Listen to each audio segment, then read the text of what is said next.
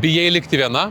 Paklausyk šitą. Ar tu esi santykiuose vien dėl to, jog tu bijai likti viena? Bijai, jog vėl reikės eiti į pasimatymus ir vėl reikės bendrauti su žmogumi, kurio nepažįsti? Ar tu bijai vien dėl to, kad nereiktų eiti į pasimatymus? O gal lieki su žmogumi tik dėl to, kad pažįsti jį, esi pripratusi prie jo, pažįsti jo visą šeimą ir draugus? O gal esi toksiškame santykėje, nes visada sakai, jog dėl vaikų mes turime likti kartu? Rimtai? O gal esi tiesiog santykiuose, nes tau jau 32 metai ir tu nebenori vėl ieškoti kito partnerio, o kaip visi sako, kad laikrodukas tavo kaip moters jau tiksi, visuomenė tave spaudžia, kad jau laikas turėti palikuonių? Ar tik dėl to tu lieki su žmogumi, su kuriuo tau nėra gera? O gal esi su žmogumi, su kuriuo nieko bendro jau nėra? Tačiau nėra jis toks ir blogas, tiesiog patogu, viskas taip pažįstama.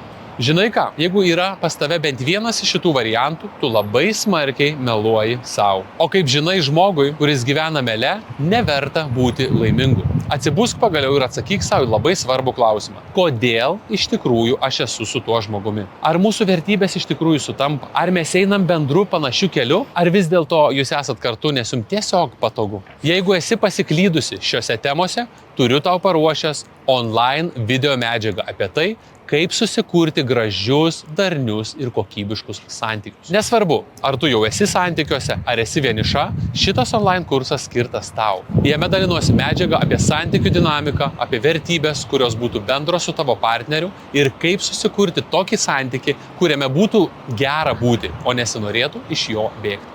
Pažiūrėk.